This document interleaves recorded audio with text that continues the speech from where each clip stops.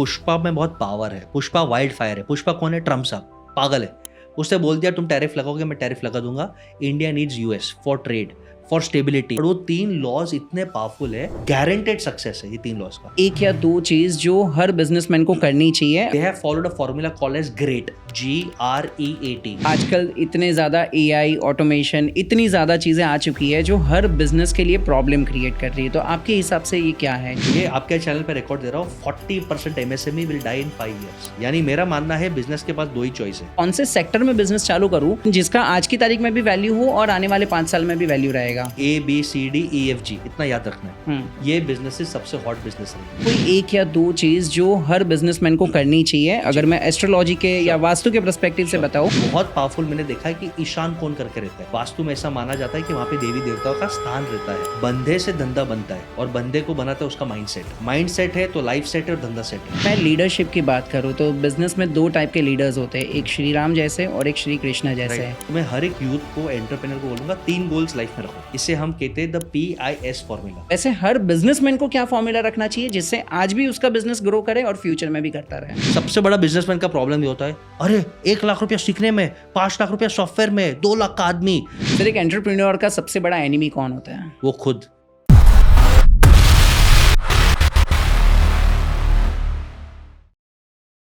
Just मैंने कल ही एक स्टोरी रखी थी कि आपको एज अ बिजनेस चालू करने में या बिजनेस को ग्रो करने में कौन से सबसे बड़े बड़े चैलेंजेस आते हैं। बहुत सारे क्वेश्चंस आपने मुझे भेजे, तो आज मैंने सोचा कि चलो वही सारे क्वेश्चन को आंसर करने के लिए एक ऐसे पर्सन को बुलाएं जिनको बहुत अच्छा खासा एक्सपीरियंस है बिजनेस को ग्रो करने में, बिजनेस को स्केल करने में। अब तक उन्होंने हज़ारों बिजनेस को आइडिया से IPO लेवल तक ग्रो किया है। तो चलो सीधा उनसे बात करते हैं और समझते हैं कि एक बिजनेस को सक्सेसफुल बनाने के लिए क्या क्या चीज़ें इंपॉर्टेंट है। तो let me welcome Bashesh sir, Bashesh Gala sir. Thank you so much for coming to our podcast. I am very happy कि आज आपने हमारे लिए टाइम निकाला है। Thank you for having me, pleasure. तो आपको क्या ऐसी कॉमन चीज़ें मल्टी मिलियनर्स में दिखती है जिन्होंने अच्छा बिजनेस ग्रो किया है, जो एक स्टार्टअप या सपोज करो आज हम में से कोई बिजनेस चालू करना चाहता है, बिजनेस स्टार्ट करने का सोच रहा है, तो कौन सी ऐसी हैबिट्स उनमें से मुझे आज इंप्लीमेंट करनी चाहिए? ठीक है, मैं ऐसे लोगों का एग्जांपल दूंगा जो 5 साल या 10 साल में मिलियनर्स बने, नॉट जनरेशन वेल्थ, यानी जो स्ट्रगल करके जिन्होंने बिजनेस चालू किया और 5-10 साल में करोड़पति बने। तो they have followed a formula called as great, GREAT। Great बनना है तो ग्रेट फॉर्मूला फॉलो करो। First G is write your goals daily. यहाँ पे मत रखो, आप लिखो। लिखने से पैशन, पागलपन बढ़ता है। Second R, they read. Mukesh Ambani साहब आज भी 3 घंटा पढ़ते डेली, यानी ये पागलपन चाहिए। Third E is energy through affirmations. Meditation से एनर्जी बढ़ाते हैं। A इज अकाउंटेबिलिटी, वो एक कोच रखते हैं जो डंडा मारे। एंड T इज रात को भगवान को थैंक यू बोलते हैं, वो ग्रैटिट्यूड रखते हैं। सो ये 5 चीज, आप कोई भी, आप स्टूडेंट हो, हाउसवाइफ हो, आप एंटरप्रेन्योर हो, ग्रेट बनना है, right your goals daily, read learn daily, energy affirmations करो, अकाउंटेबल कोच रखो और रात को थैंक यू बोलो। फैमिली को, पार्टनर्स को, गॉड, यूनिवर्स को थैंक यू बोलो। You will enjoy life, you will be successful. ये बहुत इंपॉर्टेंट आपने फॉर्मूला बता दिया, GREAT, और उसमें ये T, ग्रेटिट्यूड, थैंक यू वाला बहुत इंपॉर्टेंट है। लोगों को आजकल ये ग्रेटिट्यूड करना शायद इतना क्यों मतलब मिल तो गया सारी चीज़ें, लेकिन ग्रेटिट्यूड करने का इंपॉर्टेंस नहीं पता मेरे होता जितने भी एक प्रोग्राम है जिसमें एंटर करने के लिए एक स्पेशल प्रोग्राम है, मिनिमम आपका सेल्स 100 करोड़ रुपया चाहिए, एक सेपरेट प्रोग्राम है। उसमें एक दिन हम लोगों को ये लिखाते हैं कि यू राइट 500 रीजंस कि why you have to be grateful. लोगों को 5 रीजंस नहीं लिख सकते। फिर मैं बोलता हूँ भाई तेरी आँख है, अंधे लोग हैं, तेरी हाथ है, अच्छे माँ बाप थे, पैसा है, घर है, खाने को मिलता है, तुम दुनिया के 1% में हो। प्रॉब्लम क्या है मालूम है? लोग क्या बोलते हैं, जब मुझे सब मिलेगा तब मैं लाइफ एंजॉय करूंगा। वो लोग कभी एंजॉय नहीं करते। जब आपके पास आज जो है वो आप एंजॉय करोगे तो आपको और मिलेगा। करेक्ट। जितना है उतना काफी है, वो एटीट्यूड आप रखोगे और जो मुझे चाहिए उसके लिए मैं मेहनत करूंगा, फल की अपेक्षा नहीं रखूंगा, लाइक भगवत गीता में कोट है, तो आप लाइफ एंजॉय करोगे। So true, amazing. सर, अगर ये सारी चीज़ों को अगर हम स्पिरिचुअलिटी की तरफ देखें या तो लॉ ऑफ अट्रैक्शन की अगर हम बात करें, तो आज बहुत सारे बिलियनर्स का इवन हमने इंटरव्यू देखा, सुना, मैंने बहुत लोगों से बात की है, तो मैंने एक चीज़ हमेशा नोटिस की है कि आज जितने भी बड़े बड़े सक्सेसफुल बिजनेसमैन होते हैं वो कहीं ना कहीं थोड़ा बहुत स्पिरिचुअलिटी के एंगल से वो तरफ डाइव करते हैं। तो क्या इन दोनों का कोई ऐसा डीप कनेक्शन है? बिल्कुल, बिकॉज बंदे से धंधा बनता है और बंदे को बनाता है उसका माइंडसेट है तो लाइफ सेट है और धंधा सेट है। 99% प्रॉफिट इज मेड ईयर, आपके यहाँ से और डिसिप्लिन से। और इसके लिए अफर्मेशन, लॉ ऑफ अट्रैक्शन बहुत जरूरी है। करेक्ट, मैं वापस बोलता हूँ, बंदे से धंधा बनता है, माइंड सेट है तो लाइफ सेट है, लाइफ सेट है तो बिजनेस सेट है। तो इसमें 3 लॉज है जो आपने शायद सुना नहीं रहेगा। लॉ ऑफ अट्रैक्शन सबने सुना है, लॉ ऑफ विजुअलाइजेशन सबने सुना है। अट्रैक्शन में शॉर्ट में बोल देता हूँ, आप जो सोचोगे, यूनिवर्स के पास एक ही पासवर्ड है, तथास्तु। यार मार्केट बहुत मंदा है, तथास्तु। टफ है यार, बिजनेस करना टफ है, तथास्तु। अरे मोदी जी कुछ नहीं कर रहा है, तथास्तु। अरे अमेजॉन बैंड बाजा मार रहा है, तथास्तु। अरे घर पे कलेश है यार, बाजू वाले की बीवी अच्छी है, तथास्तु। यही तथास्तु, यूनिवर्स के पास एक ही वर्ड है, तथास्तु। वो लॉ ऑफ अट्रैक्शन है। फिर लॉ ऑफ विजुअलाइजेशन, यानी आप जो अचीव करना चाहते हो उसको आप देखो तो अट्रैक्शन बढ़ेगा, अफर्मेशन बढ़ेगा। ये लॉ सब जानते हैं। इसके अलावा मैं 3 और पावरफुल लॉज देता हूँ जो लोग को मालूम नहीं है, पर वो 3 लॉज इतने पावरफुल है, गारंटेड सक्सेस है ये 3 लॉज का। First law is law of writing. People don't like to write. बच्चे को बोलो पढ़ाई तो ऐसे बुक पढ़ता है। जो बच्चा नोट्स बनाता है खुद से, उसका देखो मार्क्स बढ़ेगा। जो एंटरप्रेन्योर्स को बोलो सर क्या करना है, बसेश भाई फैंटास्टिक प्लान है, मैं दुनिया कैप्चर करूंगा, उसको बोलो 1 पेज का बिजनेस प्लान लिख के दे, हक देगा वो, नहीं लिख सकता। आप अपने गोल्स लिखो, आपको 2 घंटा लगेगा, सर लाइफ में क्या करना है। So writing brings discipline and commitment, यानी first law is law of writing. Second law is law of repetition. Sachin Tendulkar को क्रिकेट का भगवान इसके लिए नहीं बोला गया कि वो 2000 शॉट्स खेल सकते थे, उन्होंने एक शॉट को 10,000 प्रैक्टिस किया और स्ट्रेट टाइप के भगवान बने। रिपीटेशन, बोरिंग, यानी आप एक ही चीज पकड़ो और उसको रिपीट करके 10,000 आवर्स डाल के उसमें मास्टर बनो। तो second is law of repetition. Allrounders का जमाना नहीं है। बुमराह ने यॉर्कर्स डाल डाल के यॉर्कर किंग बना, फिर वेराइटीज इंप्रूव किया। करेक्ट। आप एक्सपेक्ट करोगे मैं धोनी भी बनूंगा, मैं सचिन भी बनूंगा, बुमराह पॉसिबल नहीं है, right. And third law is law of exam.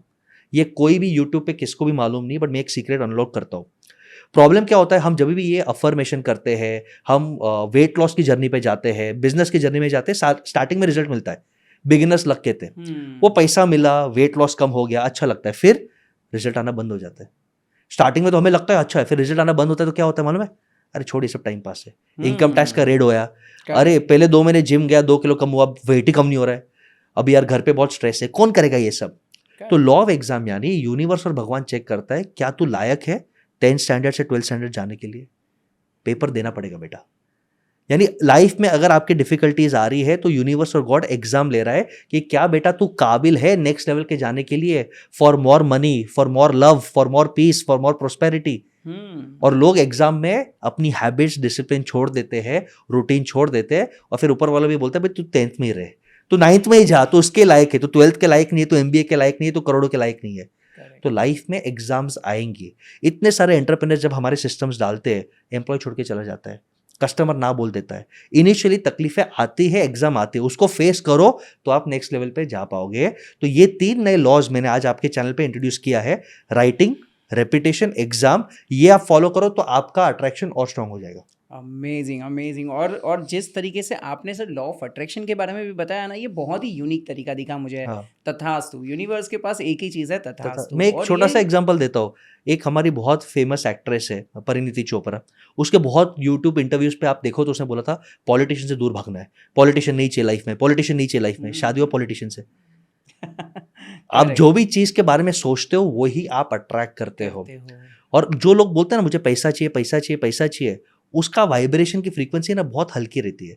जो लोग ये सोचते हैं ना मुझे वैल्यू क्रिएट करना है, करेक्ट, मुझे एम्पायर बनाना है, मुझे हैप्पी कस्टमर्स चाहिए, उनकी फ्रीक्वेंसी बहुत अलग होती है। So attraction is what you are thinking and why are you thinking, why. अगर मैं आपको यहाँ पे बैठे आपके व्यूअर्स को भी पूछूं कितने लोग चाहेंगे कि बसेस सर हर साल 100 करोड़ कमाए, 10% लोग शायद प्यार करेंगे।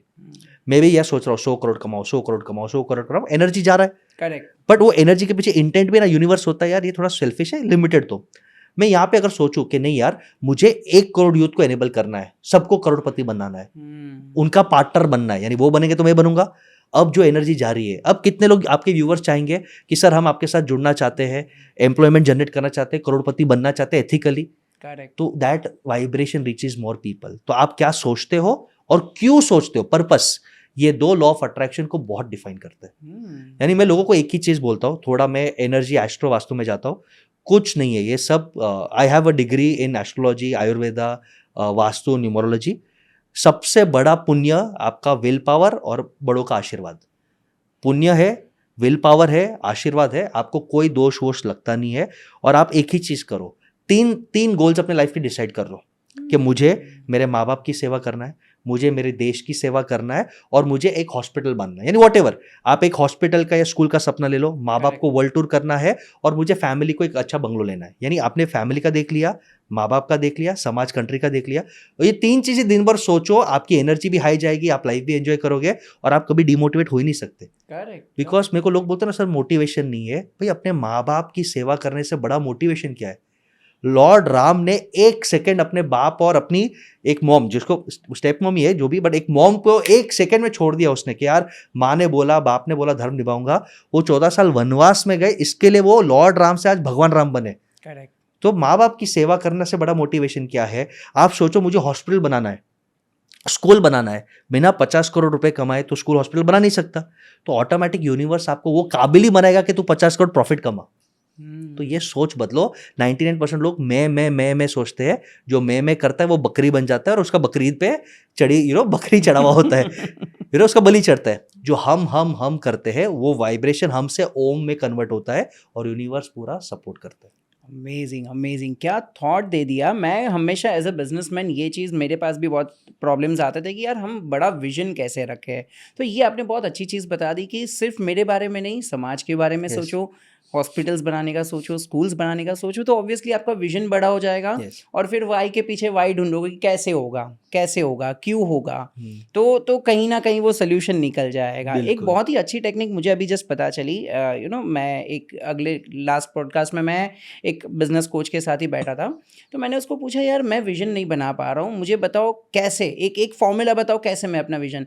तो उसने बोला कि आप इमेजिन करो कि आज आपकी डेथ हो गई है, ठीक है, और आप ऊपर स्काई में हो और आप देख रहे हो कि नीचे अभी क्या हो रहा है। आप जस्ट 1 सेकंड के लिए सोचो कि न्यूज़पेपर में आपके लिए लोग क्या लिखने चाहिए कि ये मिस्टर सो एंड सो ये इतना करोड़ रुपया दे के गया, ये लिखना चाहिए नहीं, तो क्या करके गया, क्या लिखना चाहिए। तो वो उस तरीके से जब भी मैंने सोचना चालू किया तो एकदम विजन खुल गया कि अरे हाँ यार, मतलब पैसा तो सेकेंडरी है, मुझे लोगों को हेल्प करना है। मेरे बारे में ये लिखना होना चाहिए कि भाई मैंने इतने लोगों को जॉब्स दिलवाई, मैंने इतने लोगों को एजुकेशन दिया, अपस्किल किया। तो मेरा विजन और ब्रॉड होता गया कि हाँ यार अभी मुझे ये करना है। फिर उसमें अगेन वाई वाला कॉन्सेप्ट आता गया कि यार कैसे करोगे बताओ, चलो आपको 10 लाख लोगों को पढ़ाना है, कैसे पढ़ाओगे। तो फिर और अंदर गए, तो कहीं ना कहीं वो विजन मिल गया। तो ये टेक्निक मुझे बहुत अच्छी लगी, और आपने भी बहुत अच्छे से बताया कि सिर्फ मेरे बारे में मत सोचो, सोसाइटी के बारे में सोचो, फैमिली के बारे में सोचो। हम बोलते हैं 3 में बहुत पावर होता है, ब्रह्मा विष्णु महेश 3 है, 3 में बहुत पावर है। तो मैं हर एक यूथ को, एंटरप्रेन्योर को बोलूंगा 3 गोल्स लाइफ में रखो। इसे हम कहते हैं द PIS फॉर्मूला। ओके, पिस, नहीं तो पिस फॉर्मूला नहीं करेगा तो तू पिस जाएगा। हम ऐसे बोलते हैं, लाइफ में पिसना नहीं है। आपके फॉर्मूलाज बहुत अच्छे हैं। पहले आपने 4 P's के बारे में बताया, फिर ग्रेट के बारे में बताया, PIS। अभी लाइफ में पिसना नहीं है, ऊपर जाना है, तो ये PIS फॉर्मूला करो, नहीं तो तू पिस जाएगा। P इज पर्सनल गोल, यानी वो अपने फिटनेस के रिलेटेड, कि मुझे फिट बनना है, या मुझे एक लेवल ऑफ क्या बोलते हैं अचीवमेंट करना है, मैराथन भागना है, ये लिखना है, स्किल सीखना है, पियानो सीखना है। I इज इन्वेस्टमेंट, मुझे 25 करोड़ कमाना है, मुझे एक वेयरहाउस लेना है, बिजनेस का 10 करोड़ का प्रॉफिट करना है। And S is social spiritual, मुझे एक हॉस्पिटल बांधना है। यानी इमेजिन करो, जो एंटरप्रेन्योर डेली लिखता है कि I want to run a marathon, I want to have 25 crore of profit, I want to build a hospital, उसके लॉ ऑफ अट्रैक्शन में, मिशन में, पर्पस में, एनर्जी में, ये 3 ही चीज ओम ओम ओम बन के करेगा, और वो लाइफ में डिस्ट्रैक्ट ही नहीं होगा। तो पिसना नहीं है, तो PIS फॉलो करो, आप लाइफ में ग्रो करोगे। Amazing sir. अभी जस्ट हम अपने रीसेंट कॉन्वर्जेशन में आपने मुझे बताया कि आपने एस्ट्रोलॉजी में भी कोई डिग्री ली है, लेकिन क्या सर आज की तारीख में ये सब वैलिड है? क्योंकि ज़्यादातर लोग तो आजकल लॉजिकल सोचते हैं यार कि भाई ये क्यों करना, क्योंकि इतने सारे अकल्ट साइंस के टेक्निक्स आ गई है। अभी जस्ट मैं एक पॉडकास्ट देख रहा था, वहाँ पर बताया कि भाई आप अपने घर पे ये चीज़ यहाँ पर रख दो, या रणवीर अलाहाबादिया के एक पॉडकास्ट में बताया था कि आप अपने वॉशरूम में वो ब्लू कलर की पट्टी लगा दो तो आपको ये हो जाएगा। मतलब मुंह पे पट्टी लगा देता समय रहना के टाइम पे तो बच जाता। तो समय की खेल है। मैं उसको रियल आपको बोलता हूँ, there is something called as karma, and God can not save you from karma. God can not save you from karma. Lord Ram को क्यों दुख सहन करना पड़ा? कर्मा था उसका, he had to go through that process to become भगवान राम। कृष्ण भगवान महाभारत रोक नहीं सके, कितना पावर उनमें, वो चाहते तो महाभारत नहीं रोक सकते थे। एक second। महाभारत खत्म होने के बाद भी उनको श्राप मिला कि तुम्हारे नजर के सामने तुम्हारा कुल का विनाश होगा और तुम्हारी भी मौत दर्दनाक अकेली होगी। कृष्ण भगवान को, यानी इफ द लॉर्ड्स देवी देवतास कैन नॉट एस्केप कर्मा, तुम कौन से भाई हाथी घोड़ा हो। तो कर्मा इज अल्टीमेट, क्योंकि आप सोचो ऊपर वाले के लिए सब उसके बच्चे, वो किसके साथ अनफेयर नहीं रहेगा, सबको प्यार करेगा करेक्ट। और बोलेगा भाई तूने अच्छा किया तेरे को अच्छा, तूने बुरा किया तेरे को बुरा, यू हैव टू फेस। हम्म। तो एनर्जी क्या करता है, it gives you power to face your karmas. There is no such thing as luck, it gives you power to face your karmas. एक सिंपल एग्जांपल देता हूं, एस्ट्रोलॉजी क्या है, वास्तु क्या है, कर्म क्या है, आपको आइडिया आ जाएगा। मेरे को बॉम्बे से दिल्ली जाना है, अभी कोई बहुत गरीब आदमी है, उसके पास पैसे नहीं, वो बॉम्बे से दिल्ली कैसे जाएगा, वो ट्रक को हाथ दिखाएगा कि भाई मुझे जाना है, प्लीज ले लो, स्ट्रगल करके जाएगा। लेकिन जिसको दिल्ली जाना है वो पहुंचेगा। तो क्या है, रास्ता जिस रास्ता पे जा रहा है वो है वास्तु, खड्डा वाला रास्ता है या पानी है वो है, गाड़ी कैसे मिल रहा है वो है आपके एस्ट्रोलॉजी पास्ट कर्म, और खुद जो मेहनत कर रहा है वो है करंट कर्म। अभी कोई लग्जरी वाला आदमी है बड़ा, उसके पास मर्सिडीज भी है, उसको टोल वो अफोर्ड कर सकता है तो वो गाड़ी से जा रहा है, तो फरारी मिला उसको एस्ट्रोलॉजी के कारण, पास्ट कर्मा के कारण। अच्छे रोड मिले उसको वास्तु के कारण, लेकिन गाड़ी तो भी चलाना पड़ेगा, करेक्ट। बैठना तो पड़ेगा। अब वो रिच वाला कंफर्ट जोन में नहीं, बाद में जाएंगे दिल्ली पहुंचेगा ही नहीं, कोई प्राइवेट जेट में जाएगा। तो आपके एस्ट्रोलॉजी और वास्तु डिसाइड्स कि आपको गाड़ी और रास्ता कौन सा मिलेगा, लेकिन मेहनत फिर भी आपको करना है। तो they will help you engine the process, but मेहनत आपको करना है। और मैं एक शॉर्टकट देता हूं, मैंने ऑलरेडी बोला था, खुद का विल पावर यानी आपके अफर्मेशंस और बड़ों का आशीर्वाद, ये एस्ट्रोलॉजी वास्तु को 90% हल कर ही देते, इजिली हल कर देते। तो उस पर फॉलो करो। अमेजिंग। ये एंगल बहुत इंपॉर्टेंट है, मतलब इस तरीके से किसी ने भी वास्तु और एस्ट्रोलॉजी को नहीं देखा मैं है। आपको एक स्टोरी बोल देता हूँ, बहुत कम लोगों को पता है कि मैं एस्ट्रोलॉजी में सीखा क्यों मैंने। और मैं लोगों को बोलता हूँ कि एस्ट्रोलॉजी के अगर आप रूट्स पढ़ते हो, लाल किताब है, उसमें पहला रूल है कि अगर आप प्रिडिक्शन करते हो तो आपके अंदर प्योरिटी होनी चाहिए, खाना पीना से लेके थोड़ा ब्रह्मचर्य वाला, वो वाला प्योरिटी आज कितने लोगों के पास है। सेकेंड रूल है कि आपको पैसा लेना ही नहीं है, आपको भिक्षा लेनी है। कितने लोग आज भिक्षा पे लेते, आज तो सब प्रोफेशनल हो गया। तो भाई मैं मेरा स्टोरी बोलता हूँ, मैं जब 15 साल का था, माँ बाप का अकेला बेटा, अच्छा बिजनेस था तभी भी हमारा, तो एक बहुत फेमस एस्ट्रोलॉजर ने मम्मी पापा को बोल दिया कि आपका बेटा नालायक निकलेगा, सब पैसा उड़ा देगा, गैम्बलिंग करेगा, बुरी आदतें करेगी। पापा परेशान, और पापा आके मेरे को घर पे झापड़ मारते कि तू मेरा कुल का विनाश करेगा। अभी इमेजिन करो, बच्चे ने कुछ किया नहीं और कुल का विनाश।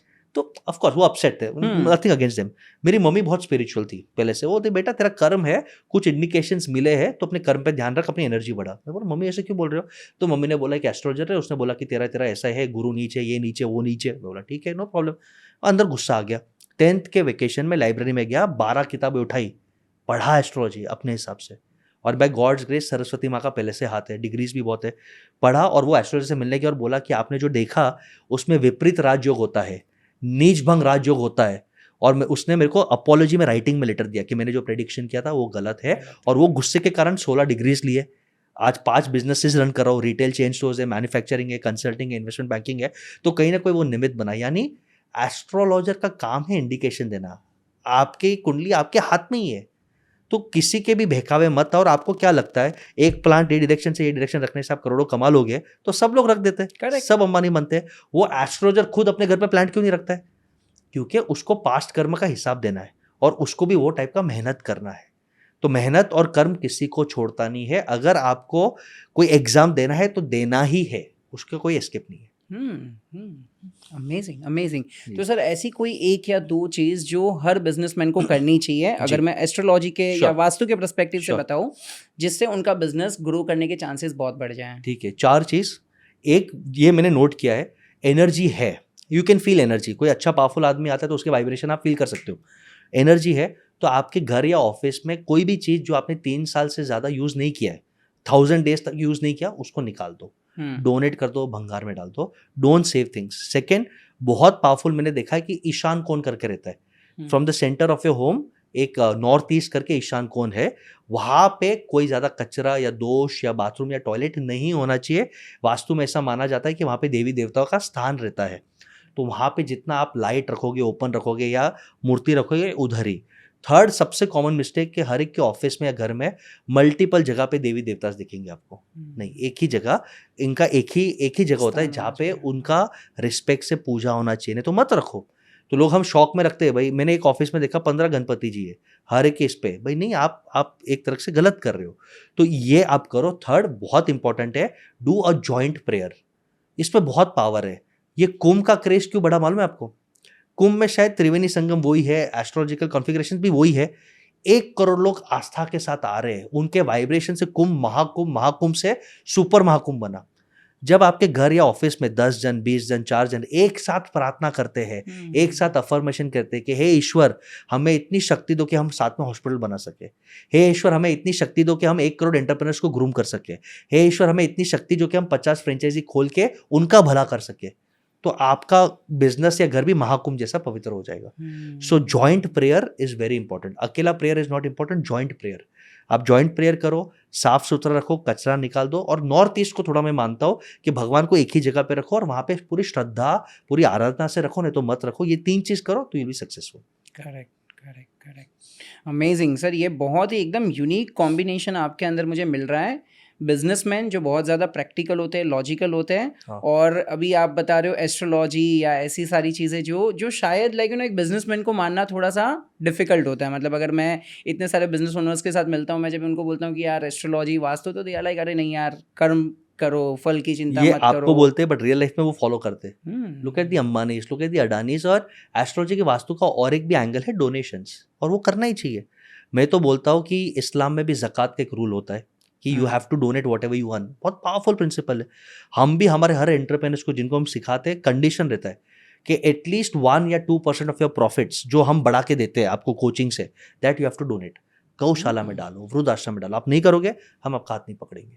क्योंकि अगर आप शेयर ही नहीं करोगे तो ऊपर वाला आपको ज्यादा देगा ही नहीं। You are selfish. करेक्ट। तो एस्ट्रोलॉजी, वास्तु, स्पिरिचुअलिटी, अभी ये महाकुंभ में भी आपको देखो, दी अंबानीज वेंट, क्यों गए? उनको क्या जरूरत है? श्रद्धा का विषय है। वहां पे उन्होंने एक अपना सेंटर खोला और लोगों को भोजन खिला रहे हैं। अडानी से तो वहां पे सबको आइसक्रीम खिलाया, यानी एक सेंटर खोला। लालबाग का राजा में एक सोने का हीरे का मुकुट दिया। Correct. श्रद्धा का विषय है। तो इट डिपेंड्स। अगर आप मानते हो तो बहुत पावरफुल है। मुझे तकलीफ वो लोग से जिनको मेहनत नहीं करना, जिनको प्लानिंग नहीं करना, और वो बोलते कि नहीं सर, मैं सिर्फ ओम नमः शिवाय बोल दूंगा, मैं वेस्ट में हाथी का फोटो डाल दूंगा, मेरे को करोड़ों मिल जाएंगे। नहीं, मेहनत तो करना है। तुझे गाड़ी अच्छा मिलेगा, तेरे को रास्ता अच्छा मिलेगा, लेकिन गाड़ी तेरे को चलाना है। तो मेहनत करना है। ये सब चीजें थोड़ा हल्का आपको स्मूथ कर देते। Correct, Yes. Correct, correct. और दुआ कमाने में क्या बुरा है? आपने गाय को खाना खिलाया, आपने वृद्धाश्रम में डोनेट किया, दुआ कमा रहे हो। लाइफ का पर्पस ही है दुआ कमाना, और क्या है? सही है। कोविड के टाइम पे तुम्हारे पास 5 करोड़ थे, बट अगर तुमको कुछ मदद ही नहीं आया, तो जिसके पास दुआ और नेटवर्क था वही बचा है। सो ट्रू, सो Yes. ट्रू। ऐसी बहुत सारी चीज़ें रहती है जो बिजनेसमैन मानते हैं। जैसे लाइक मैंने कुछ कुछ ऐसे बिजनेस में देखा है, वो लोग अपने चेयर के पीछे वो 7 भागते हुए घोड़े रखते हैं, और मानते हैं कि यार वो ऐसा अगर रहेगा हाँ। तो बिजनेस अच्छा होगा। तो क्या सच में ये सारी चीज़ें होती आपको हैं? बोलो क्या, 90% मैंने क्या बोला था? माइंड सेट है तो लाइफ सेट है, लाइफ सेट है तो बिजनेस सेट है। हाँ, वो वहां पे इतनी उम्मीद से लगाता है ना कि उसका सबकॉन्शियस माइंड ही बोलता है अभी अच्छा हो रहा है, हाँ, अब अच्छा होने वाला है, बस, और अब अच्छा होगा, अब अच्छा होगा, अब अच्छा होगा। ये लॉ ऑफ अट्रैक्शन अच्छा हो गया। अच्छा हो गया। 90% इज हियर। हाँ, correct, there is something in medical science called as placebo effect. यानी अगर मैं 2 जन को गोली देता हूँ और बोलता हूँ ये गोली खाओ, तुम्हारा धन्य हो जाएगा, वो जो श्रद्धा से गोली खाता है वो शुगर पिल है, कुछ नहीं है, वो शुगर पिल है। लेकिन जो श्रद्धा से खाता है ना, उसका माइंड ही हील कर देता है। करेक्ट, ऐसे प्लेसिबो इफेक्ट्स बहुत सारे हैं। तो your mind is the biggest healer. इसके लिए मैं बोलता हूँ write your goals daily, energise करो। प्लेसिबो इफेक्ट पावरफुल इफेक्ट होगा, आप अट्रैक्ट कर लोगे। कर लेंगे। सही है। बहुत सारे लोग, ये प्लेसिबो इफेक्ट का ही एक एग्जांपल दूंगा, बहुत सारे लोग अपना लकी शर्ट मानते हैं कि यार ये शर्ट पहनता हूँ ना तभी मेरा डील एकदम क्लोज हो जाता है, या मेरा एक लकी पेन है, ये पेन रखूंगा ना। ये एक्चुअली होता कुछ नहीं है। जब भी आप पहनते हो या जब भी आप वो पेन हाथ में रखते हो, तभी ऑटोमेटिकली सबकॉन्शियस माइंड सिग्नल देता है कि भाई अभी जो को होने वाला है ना वो अच्छा ही होने वाला है। और वो अगेन जैसे आपने बताया वो तथास्तु हो ही जाता है। एक इसमें एक एंगल भी और लूंगा। देखो, इंडिया के पास एक ही स्ट्रेंथ है सबसे बड़ा है, we cannot be manufacturers of the world. ये एक्सेप्ट हमें करना है। चाइना हमसे 1000 टाइम्स आगे। चाइना के यहाँ पे पहुंचने के लिए हमको शायद 50-100 साल लगेगा। चाइना के कुछ पॉलिसीज ऐसे, लेबर का नाटक नहीं है, लैंड बिलोंग्स टू गवर्नमेंट। यहाँ पे बॉम्बे में नया एयरपोर्ट बनाने को 30 साल लग गया। करेक्ट। चाइना 3 दिन में एयरपोर्ट का लैंड अक्वायर करके 3 साल में तो एयरपोर्ट फंक्शनल, 3 साल क्या 3 महीने में फंक्शनल कर देता है। तो we cannot compete with China, we cannot compete with the West, क्योंकि वहाँ के पॉलिसीज, पैसे बहुत ज़्यादा है। तो इंडिया के पास क्या स्ट्रेंथ है? इंडिया के पास 2 ही स्ट्रेंथ है। एक है उसके लोग, जो जुगाड़ू है, यंग लोग है। दूसरा है स्पिरिचुअलिटी। वो स्पिरिचुअलिटी को अगर आपने छोड़ा, हम स्पिरिचुअलिटी को कंफ्यूज करते हैं धर्म में, हम स्पिरिचुअलिटी को कंफ्यूज करते हैं ये सब अननेसेसरी विधि में, कि भाई हम एस्ट्रोलॉजी करें, ये अंगूठी पहने, हम प्लांट इधर लगा दे, हम घोड़े इधर लगा दे। नहीं, स्पिरिचुअलिटी मीन्स तुम्हारे जीवन का पर्पस क्या है और तुम लोगों की दुआ कमाओ। आप ये एंगल से काम करो, आप देखो लोग कितने जुड़ते हैं। करेक्ट। तो ये अगर आप यंग टैलेंट और स्पिरिचुअलिटी को जुड़ते हो तो आप बहुत आगे बढ़ते हो। सुपर सुपर सर, अब तक हमने स्पिरिचुअलिटी की बात की, अभी हम पूरा गियर शिफ्ट करते हैं और आजकल इतने ज़्यादा एआई ऑटोमेशन, इतनी ज़्यादा चीज़ें आ चुकी है जो हर बिजनेस के लिए प्रॉब्लम क्रिएट कर रही है। तो आपके हिसाब से ये क्या है जो इतनी ज़्यादा टेक्नोलॉजीज आ रही है, एआई आ रहा है, ऑटोमेशन आ रहा है, क्या वो छोटे छोटे बिजनेस को मारने वाला है? अगर वो नहीं आता तो भी छोटे बिजनेस मरने वाले ही है। वो आने के कारण उनकी मौत फास्ट होगी। ये आपके चैनल पे रिकॉर्ड दे रहा हूँ, 40% MSME will die in 5 years। 40%, क्योंकि वो चेंज ही नहीं कर रहे। करेक्ट। एंड सेकेंड, इंडिया जो यूएसए 15-20 साल पहले चल रहा था, आज इंडिया वो ट्रेंड पे चल रहा है which is called as consolidation. मैं आपको उदाहरण देता हूँ। आप देखो कपड़े में, एक टाटा जूडियो खुला 3 किलोमीटर रेडियस में, 40 कपड़े की दुकान बंद, नहीं कंपीट कर पाओगे। करेक्ट। मोबाइल फोन में एक जियो आया, 10 कैरियर्स बंद। तो आप हर इंडस्ट्री में देखो 3, 4, 5 बड़े प्लेयर्स रहेंगे जो 80% बिजनेस कंसोलिडेट करेंगे और 20% बिजनेस को लड़ने के लिए लाख लोग रहेंगे। यानी सबको छोटा छोटा पैसे मिलेगा, 5 लाख, 10 लाख, 15 लाख, 1 करोड़, 2 करोड़ मिलेगा। करेक्ट। एयरलाइन इंडस्ट्री देख लो, टाटा इंडिगो 2 ही नाम है। मोबाइल इंडस्ट्री देख लो, जियो एयरटेल 2 ही नाम है, वोडाफोन आइडिया 3 ही नाम है। आप कोई भी इंडस्ट्री देख लो, 3-4 नाम ही रहने वाले। ये डिस्ट्रप्शन आने वाला है एआई के कारण। अब ये सब बहुत फास्ट होगा।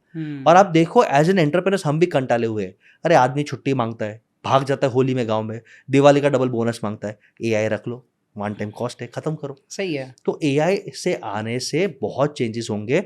जो बिजनेस अडॉप्ट नहीं करेंगे वो बिजनेस खत्म हो जाएंगे। यानी मेरा मानना है बिजनेस के पास 2 ही चॉइस है, या तो आप चेंज हो जाओ यानी ग्रो करोगे, या तो आपको गंजी में बैठ के अकेला दुकान पे बैठ के ही धंधा करना पड़ेगा और आप सिर्फ 50,000, 60,000, 1 लाख प्रॉफिट कमा पाओगे, उससे ऊपर पॉसिबल नहीं। तो ये 2 ही ऑप्शन होने वाले हैं। बिजनेसेस का सबसे टफेस्ट चैलेंज बिजनेसेस का है, उनके बच्चे बिजनेस में आना नहीं चाहते। वो बोलते पापा I am cool, you are लाला, you are fool, I will do startup, I will do job. तो भाई वो बोलता है मेरा इतना सालों का गुडविल गया भाई तेल लेने को। ये रियलिटी है। करेक्ट। मेरे पास, आप मानोगे नहीं, जर्मनी में, फ्रांस में, यूरोप से कॉल्स आते हैं कि sir are kids, Europeans, are kids are not wanting to take our business, please sell our business, sell our brand. India में अब चालू हो गया है। हाँ। हमारे पास एक लेडी है, फैंटास्टिक केक्स बनाती है, केक, हाँ, और घर बैठे बैठे 80 लाख रुपया महीने का केक बनाती है। 10 करोड़ का टर्नओवर, कुछ छोटा नहीं है। घर बैठे बैठे उसका फैक्ट्री है, उसको घर पे मैनेज करना। उसकी 3 बेटी है, कोई लड़का नहीं, उनको इंटरेस्ट ही नहीं बिजनेस में आने का। बोलते बस सब ये ब्रांड बेच के दे, मुझे क्या करना है। करेक्ट। अभी कोई ब्रांड लेगा नहीं तो बिजनेस खत्म, क्या लेगा ब्रांड। तो ये सबसे बड़ा चैलेंज है कि बच्चे बिजनेस में नहीं आ रहे, रेलेवेंट नहीं है, तो बिजनेसेस ऐसे भी खत्म होने वाले और एआई के कारण इनकी मौत फास्ट होने वाली। एब्सोल्युटली। तो सर मेरे 2 सवाल है। सबसे पहले कि जैसे आपने बताया कि अगर आप एआई को एडेप्ट नहीं करोगे तो आप मर जाओगे, तो पहला क्वेश्चन ये है कि एडेप्ट कैसे करें। अगर मेरा कोई छोटा बिजनेस है और मैं समझ रहा हूँ कि चलो फ्यूचर में एआई आने वाला है, तो मैं कैसे एडेप्ट करूँ।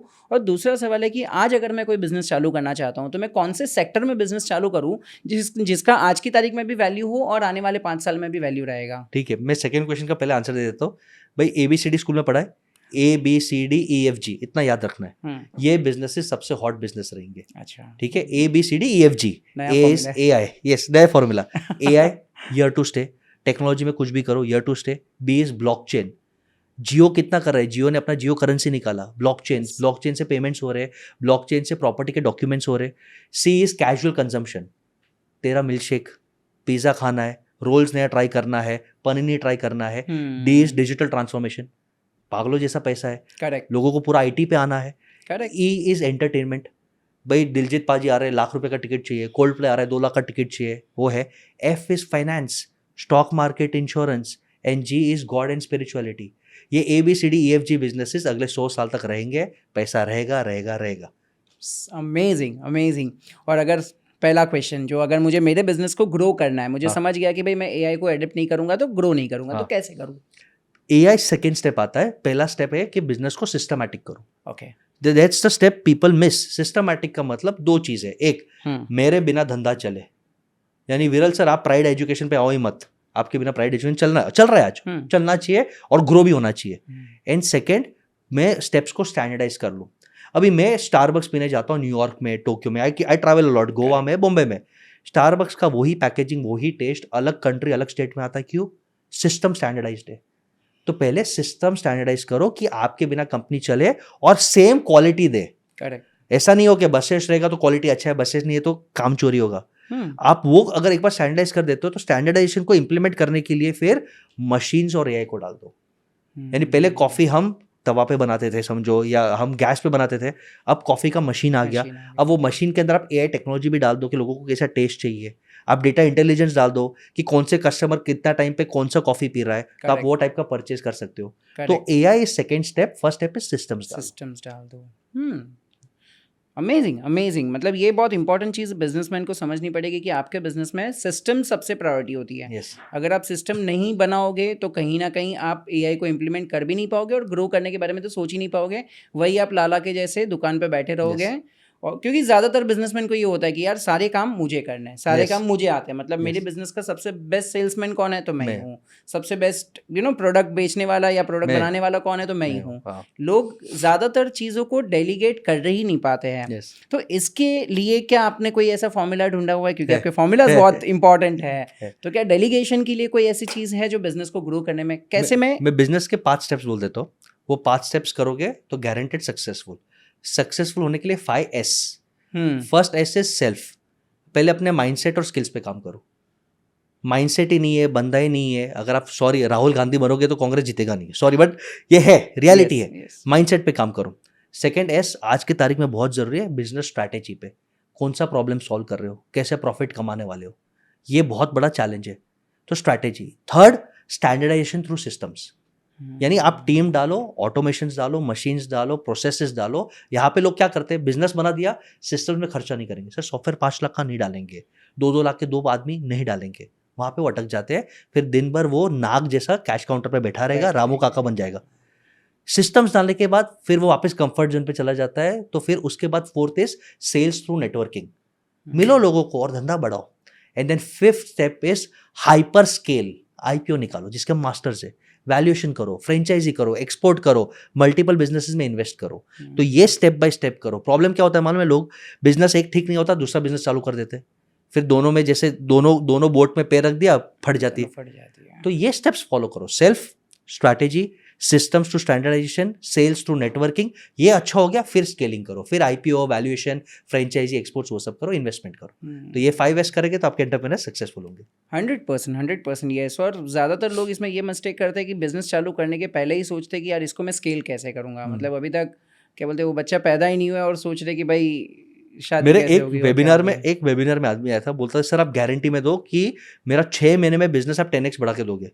मैंने उसको बोला मैं राइटिंग में देता हूँ, तू गारंटी दे कि जब तेरा शादी होगा तू 6 महीने में 2 बच्चा निकाल के देगा। तू 6 महीने में 2 बच्चा निकाल, मैं 6 महीने में 10x करता हूँ।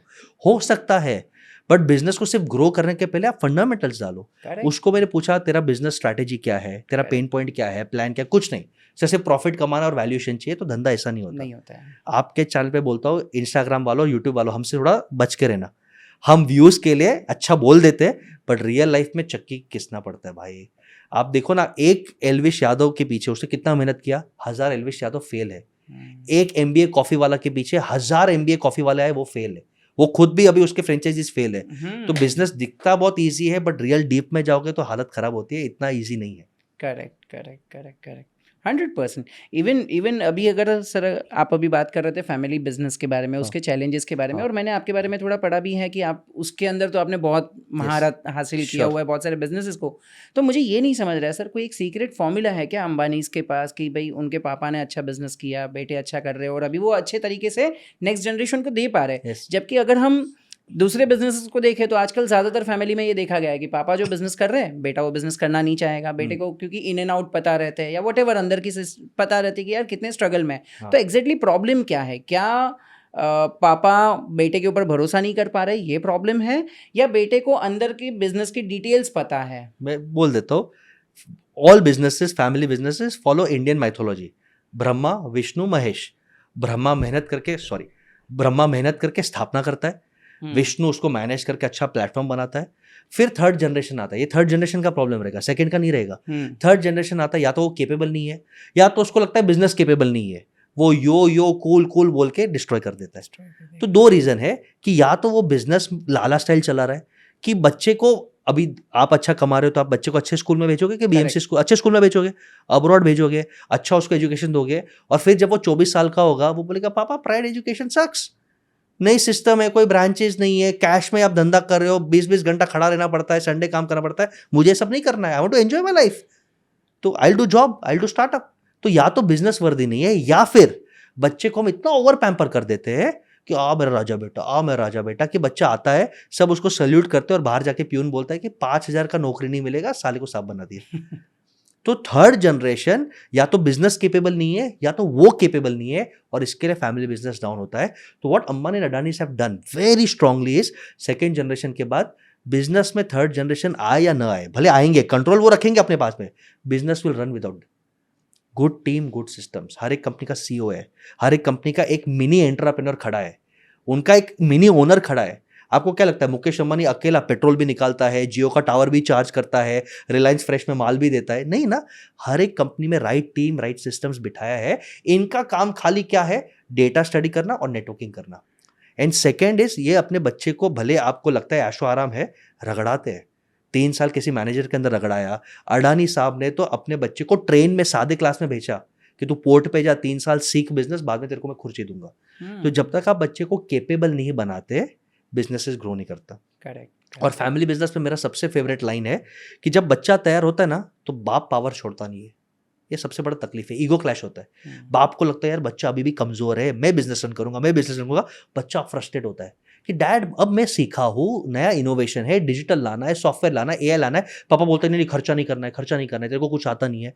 तो यहाँ पे फैमिली बिजनेस में 2 मॉडल चलते हैं। एक होता है Lord Ram model. Lord Ram यानी बच्चा बाप को छोड़ता है कि मैं जा रहा हूँ 14 साल वनवास में, खुद का बिजनेस बिल्ड करूंगा, जब आपको प्यार मोहब्बत आएगा आप मुझे पैसा दे देना। या तो सेकेंड बिजनेस मॉडल चलता है औरंगजेब मॉडल, कि बच्चा बगावत करता है, बाप को, भाई को कैप्चर करता है और बोलता है मैं बिजनेस मेरे हिसाब से चलाऊंगा, आप चुपचाप साइड में बैठो, घर पे तोड़फोड़ कर देता है। तो अनफॉर्चुनेटली फैमिली बिजनेस में या तो लॉर्ड राम मॉडल या औरंगजेब मॉडल ही करना पड़ता है। इसके लिए हमारा सबसे बड़ा स्ट्रेंथ क्या है कि we become friends to the father and the son, and we coach them कि भाई तुम दोनों बात करो, थर्ड एम्पायर हम रहेंगे। तो ईगो प्रॉब्लम खत्म हो गया। दोनों बोलते हैं बस सर जो डिसाइड करेंगे हम वो करेंगे। तो हम ऐसे न्यूट्रल, थोड़ा स्पिरिचुअलिटी रख के, थोड़ा ठंडा दिमाग रख के ऐसे स्टेप्स बताते हैं कि किसका ईगो हट नहीं होता। बाप को लगता है नहीं इसके पास एक्सपीरियंस भी है, बेटे को लगता है ये यंग भी है, टेक्नोलॉजी भी संभलता है, तो हम बीच का रास्ता निकाल के दोनों का खाली कम्युनिकेशन बॉन्डिंग सुधारते हैं। वो दोनों 2-3 साल साथ में काम करते हैं, फिर गाड़ी चल जाती है। फिर हम पापा को एक ही चीज बोलते कि सर अब आपका काम है लॉर्ड कृष्णा बनना, रथ चलाओ, युद्ध ये लड़ेगा, आप युद्ध मत लड़ो। और लॉर्ड कृष्णा के बाद भी उसको बोलते कि सर 2 साल बाद आपको गौतम बुद्ध बनना है, आपको लॉर्ड महावीर बनना है, यहां से संन्यास लेके आप फिर समाज सेवा करो, बिजनेस में आना भी नहीं है। तो ये हम समझाते हैं, माइथोलॉजी के थ्रू ही समझाते हैं कि पहले आप राम हो, आप वॉर फाइट कर रहे हो, फिर कृष्णा बनो, बच्चे को फाइट करने दो, फिर आप महावीर स्वामी बनो, आप संन्यास ले लो, बच्चा आपके बिना चल जाएगा सर। तो ये हम कराते हैं। अमेजिंग, अमेजिंग सर, ये कितनी मतलब इम्पॉर्टेंट तरीके से आप लोगों को समझा रहे हो। मतलब मैं तो अभी जस्ट वही सोच रहा था कि हाँ यार 2 तरीके के लोग होते हैं, एक औरंगजेब, एक राम, दोनों का अलग तरीका है। और उसको आपने बिजनेस एंगल से दे दिया। मतलब रियल में ये बहुत बहुत अच्छा एग्जाम्पल भी है, और आई थिंक इससे लोग समझ भी पाएंगे।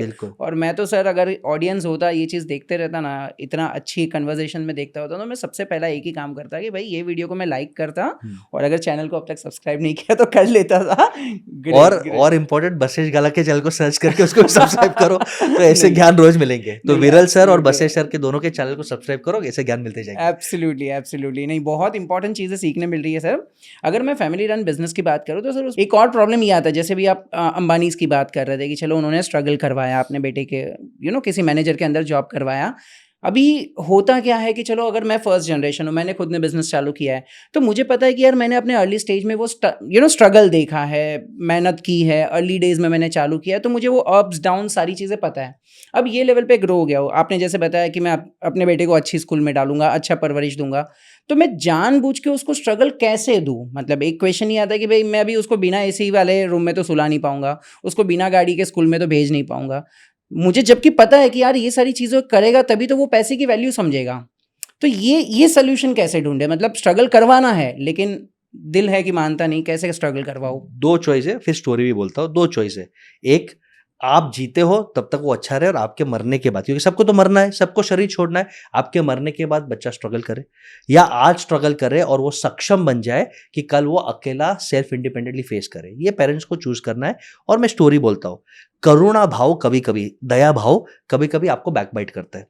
समझ लो कि एक कैटरपिलर है, ककून में जा रहा है, ककून के शेल में जा रहा है, और वो ककून के शेल में था, अब बटरफ्लाई बन गया, और वो 6 घंटे से बटरफ्लाई ककून तोड़ने का ट्राई करता है। एक माँ होती ना, माँ बोलते ये बेचारा बच्चा ककून तोड़ नहीं पा रहा, मैं काम करता हूँ, मैं मदद कर देती हूँ। 6 घंटे के बाद ककून को थोड़ा ऐसे खोल दिया, बटरफ्लाई बाहर आया, फ्लाई करता है, माँ खुश हुई, देखो, सॉरी 1 2 3, बटरफ्लाई बाहर आया, माँ खुश हो गई कि देखो मैंने हेल्प किया। 1 घंटे के बाद बटरफ्लाई नीचे है और कोई खा गया, क्योंकि उसके विंग में स्ट्रेंथ ही नहीं था कि वो उड़ सके। नेचर का नियम है कि जब तक आप वो ककून खुद नहीं तोड़ सको, आप फ्लाई नहीं कर पाओगे। तो आपको डिसाइड करना है कि प्यार में टेम्पररी सुख करके उसको मारना है कि स्ट्रांग बनना है। तो मैं हर एक जन को बोलता हूँ कि जिसको ज्यादा लाड प्यार है, कंपलसरी 2 साल हॉस्टल में भेजो। चड्डी भी खुद धोएगा, मैगी बना के खाएगा भी, गाली गलोच में भी रहेगा, वो कॉम्प्रोमाइज करना सीखेगा, और कंपलसरी 3 साल बाहर नौकरी कराओ, और ऐसे जगह नौकरी कराओ जहां पे उसको ओवर टाइम करना पड़े, उसको चप्पल रगड़ना पड़े। ये 2 चीज नहीं कराते हो तो आप अपने बच्चे का फ्यूचर स्पॉइल करते हो। एंड इसलिए if you see lot of successful people ना, दे कॉन्टेक्ट मी, सर आपके कंपनी में या और कोई कंपनी में हमारे बच्चे को 2 साल लगवा दो, रगड़ाओ थोड़ा, क्योंकि हम उसको बोलेंगे तो घर पे कलेश हो जाएगा, आप उसको गाली दोगे, आप उसका कान खींचोगे, या और कोई कंपनी में संडे काम करेगा तो एक्सेप्ट कर लेगा। तो ये बहुत जरूरी है, hostel stay and other company job, वो प्रिपरेशन अच्छा रहेगा। Amazing amazing amazing answer. और आई अग्री विद दिस कि हमें स्ट्रगल तो अर्ली डेज में उससे देना ही पड़ेगा, तभी जाके वो सक्षम बनेगा। क्योंकि बहुत सारे लोग बोलते हैं कि यार मैं बच्चों के लिए क्यों छोड़ के जाऊँ सारी चीज़ें, अगर मैं बच्चे को सक्षम बना देता हूँ जी, तो उसके पास कुछ नहीं होगा तो भी वो बना लेगा। एक आपको बोलूं, सबसे बेस्ट अजीज प्रेम जी, 99% डोनेटेड। जैकी चैन क्या बोलता है, मेरा बच्चा अगर मेरा खून है तो खुद बना लेगा, I will not leave him anything. Steve Harvey करके एक बहुत फेमस गेम होस्ट है, वो उसने अपने बच्चे को क्या बोला, kids your father is rich, you are not rich, I give you good education, good clothes, तेरा करियर लाइफ तेरे को खुद को बनाना है। करेक्ट। तो ये एटीट्यूड रखो। हमने भी स्ट्रगल किया है, मेरी मदर इतनी स्ट्रिक्ट थी, 6 साल की उम्र पे दुकान भेजा, आइसक्रीम खाना है पॉकेट मनी कमा, सैटरडे संडे हाफ दुकान पे बैठ, 6 साल की उम्र से पैसे की कीमत करवाई, करेक्ट। और इसके लिए आज पैसे की कीमत है।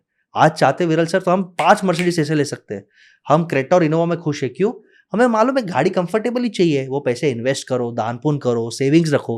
ये तो आज उल्टा होता है, 50 लाख कमा लेके लोग 2 करोड़ की गाड़ी ले लेते, अरे ईएमआई पे चल रहा है, ईएमआई पे चल रहा है। जब तक अच्छा टाइम में ठीक है, बुरे टाइम में फिर खत्म हो जाते हैं। Correct correct correct correct. लोग आजकल ये शो ऑफ में ज़्यादा मानते हैं कि भाई है नहीं जेब में पैसा और ज़्यादा दिखाओ। चीज़ दिखाएंगे। Yes. मतलब 2 टाइप के लोग रहते हैं ना इसमें भी, कि कुछ लोग रहेंगे जिनके पास बहुत कुछ है लेकिन फिर भी कुछ बात नहीं करेंगे वो टॉपिक पे, और कुछ लोग रहेंगे जिनके पास सब कुछ है। 90% लोग जो ब्रांडेड सुपर ब्रांडेड कपड़े पहनते हैं, जो सुपर ब्रांडेड गाड़ियां में घूमते हैं, सुपर लाइफस्टाइल में जीते हैं, वो एक्चुअली अपर मिडिल क्लास है, वो रिच है ही नहीं। तो rich don't want to show. Correct. Rich class छुपा के खाता है और इन्वेस्ट करता है। उनकी बात देखो, कहाँ वेयर हाउस ले रहा है, कौन सा शेयर ले रहा है, क्या बिजनेस में नया डाल रहा है, किधर दान पुण्य कर रहा है, वो वही बात करते हैं। करेक्ट। और ये लोग यही बात करते हैं, यार कौन सा मर्सिडीज ले रहा है, कितना ईएमआई आया, वो ईएमआई के ट्रैप में चला जाता है, और फिर जब बुरा टाइम आता है निकल जाता है। मैं आपको एक लाइफ का हार्ड सीक्रेट बोल रहा हूँ, पेड़ लगाने का सबसे बेस्ट समय कब है विरल भाई? जब भी आपको चाहिए उसके 10 साल पहले, 20 साल एग्जैक्टली। पहले। लोग क्या बोलते हैं, सर आज नहीं 20 साल पहले। यानी यदि आपके फादर ने या ग्रैंडफादर ने प्रॉपर्टी सस्ते दाम पे ली रहती तो आज आपको उसका फायदा होता। हाँ। तो आपको आज अपने आप के लिए और अपने नेक्स्ट जनरेशन और समाज के लिए आज काम करना है, आज इन्वेस्ट करना है। Buy properties, buy shares, buy hospitals, दुआ कमाओ तो आपके नेक्स्ट जनरेशन को काम आएगा। आज जितना कमा रहे हैं उससे ज्यादा तो कंज्यूम कर रहे हैं, तो नेक्स्ट जनरेशन के लिए हम छोड़ रहे हैं बाबा जी का ठुल्लू, तो क्या मतलब है? Correct correct correct. नहीं, ये 100% अग्री करता हूँ, लेकिन आजकल का ये यूथ का माइंडसेट ये हो गया ना कि वो क्या, YOLO, you only live once। Yes, तो ये सारी चीजें भी आज मुझे मिल रही है, आज एंजॉय कर लो, कल किसने देखा है। तो ये दोनों माइंडसेट में फिर डिफरेंस नहीं है? डिफरेंस है। मैं आई एग्री इन YOLO। देखो मैं खुद बोल रहा हूँ बच्चे के लिए ज्यादा छोड़ो मत, बट एक प्लेटफॉर्म बनाओ। मैं क्या बोलता हूँ, आप इमेजिन करो कि मेरे पास 100 करोड़ का वेल्थ है, बच्चे के लिए मैं एक ट्रस्ट बनाता हूँ जिसमें 10 करोड़ का बैकअप है, लाइफ में फेल हुआ तो भाई मेरा बच्चा भूखा नहीं मरेगा। और 90 करोड़ का एक हॉस्पिटल बनाओ। ऊपर वाले ने जो तुम्हें स्किल्स दिया वो तुम्हारा नहीं है। मेरे में बीच में विरल सर एक ईगो आ गया था, आता है सक्सेस के बाद। मेरी मम्मी ने कान खींचा, बोला बेट ये और ये ना ऊपर वाले का देन है, दिया है तो लेने में 1 सेकंड लगेगा, एक्सीडेंट हो गया, मेमोरी लॉस हो गया, गला खराब हो गया, क्या करेगा तू? ईगो मत रख, नीचे रख, और ऊपर वाले ने तेरे को दिया इसके लिए है कि तू लाइफ एंजॉय कर, करेक्ट, औरों को भी एम्पावर कर। करेक्ट। तो जब तुम ये सोचते हो कि भाई मैं ट्रस्टी हूं and my job is to empower others, तो फिर तुम क्यों कंफर्ट जोन में जाओगे? तुम क्यों फालतू का खर्चा करोगे? मैं जब लाइफ में मैं लिखता हूँ कि हाँ मुझे फिटनेस करना है, ठीक है, मुझे वेयरहाउस करना है और मुझे एक हॉस्पिटल बनाना है, तो जब तक हॉस्पिटल नहीं बनता तुमको क्या अधिकार है मर्सिडीज में घूमने का? ट्रू, तुम क्रेटा में घूमो।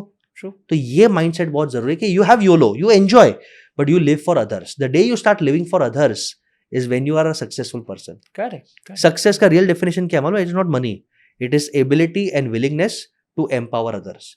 कि मेरे में वो शक्ति भी है और मेरे में वो इच्छा भी है कि मैं औरों का भला कर सकूं। ये है success. Amazing, amazing.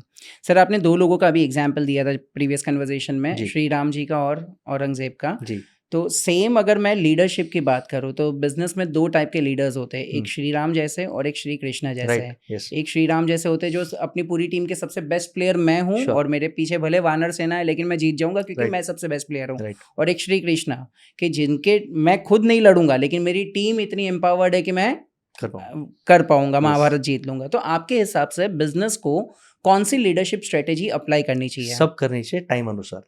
When you are a startup, जब आपके पास ज़्यादा पैसे नहीं है, आप 25 लाख के पगार के आदमी को रख नहीं सकते, आपको बिजनेस आता नहीं है बहुत स्ट्रांगली, आप खुद स्टार्ट कर रहे हो, आपको फील्ड पे उतरना पड़ेगा। That is the Lord Ram model of business. आप खुद उतरो, खुद प्रूव करो, खुद सेल्स लाओ, खुद टीम को सेट करो। उसके बाद सेकेंड स्टेप आता है, हम सेकेंड स्टेप मिस करते हैं। What is the second step? Create Hanumans. आप हनुमान जी को बनाओ, यानी ऐसे आदमी जो टीम सिस्टम संभाल ले, ओनर हो। Hanuman ji was more powerful than lord Ram in some sense. ऐसे आदमी को खड़ा कर, पार्टनर्स बनाओ। उसके बाद थर्ड मॉडल पे आओ, which is create Pandavas. What is create Pandavas? यानी डिपार्टमेंट हेड्स। अर्जुन का काम है सेल्स फोकस करना, भीम का काम है टीम मैनेज करना, युधिष्ठिर का काम है फाइनेंस संभालना, नकुल और सहदेव का काम है मार्केटिंग संभालना, फॉर एग्जाम्पल। करेक्ट। तो create department heads and then you become Lord Krishna कि अब मैं खाली गाइड करूंगा, ऑडिट करूंगा, डेटा स्टडी करूंगा, तुम लड़ो, हनुमान तुम ध्यान रखो, तुम मेरा पार्टनर है, पांडव तुम डिपार्टमेंट संभालो, मैं चेक करूंगा। और उसके बाद लास्ट आता है लॉर्ड महावीर। बिजनेस चल रहा है, तुमने तुम्हारा काम कर दिया, अब समाज के लिए जियो, आत्मा का कल्याण करो and go towards spirituality. This is the steps of businesses. Amazing, amazing. आपके बहुत सारे वीडियो में मैंने कटप्पा के बारे में भी सुना है सर। जी। ये कैसे आपने बाहुबली को कैसे बिजनेस के साथ कनेक्ट कर दिया? मैं हमेशा आदमी को यही बोलता हूँ कि आपके पास एक राइट हैंड होना चाहिए। और लोग क्या करते हैं, लोग राइट हैंड रखते हैं और उसको राइट हैंड को कट्टप्पा हम बोलते हैं, बट वो एक राइट हैंड आपको मार देता है, खचाक। कट्टप्पा ने बाहुबली को मार दिया। यस। तो हम क्या बोलते हैं कि बिजनेस में एटलीस्ट 2 या 3 कट्टप्पा रखो। एक रखोगे तो आपको ब्लैकमेल करेगा, बोलेगा सर पगार डबल चाहिए, दिवाली 30 दिन जाऊंगा, और आप उसका सामने ऐसे करोगे। तो कट्टप्पा का मतलब एक ऐसा एम्प्लॉय जिसका माइंडसेट ओनर जैसा है, which is a positive thing. वो सिस्टम्स फॉलो करता है, लोगों को सिखाता है, पावर है। लेकिन एक कट्टप्पा रखोगे तो ब्लैकमेल करेगा। तो my idea is always have Kattappas, but have 3-4 Kattappas, कि आपके पास 3-4 पार्टनर्स है, स्ट्रांग है। और वो कट्टप्पा मॉडल से ही इवॉल्व किया मैंने Hanuman and the Pandav model. Amazing. एक कट्टप्पा रखोगे तो वो पीठ पे मारने वाले ही है, बट आप हनुमान जी रख के 5 पांडव्स बनाओ तो आप ग्रो करोगे।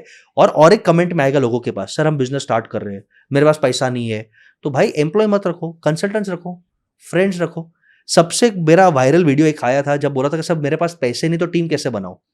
तो मैं ये वापस रिपीट करूंगा, भले पहले बोला था, ये इतना पावर है, मैं जब भी सुनता हूं ना मेरे खुद के रोंगटे खड़े हो जाते हैं कि लॉर्ड राम के पास भी तो पैसे नहीं थे, बट उसकी चरित्र ऐसा थी कि उसका कजिन भाई बोला कि सर मैं आपका पार्टनर बनता हूं। यानी आपका कोई फ्रेंड लक्ष्मण जैसा आपका पार्टनर बन सकता है अगर आपके अंदर स्पार्क और एथिक्स हो।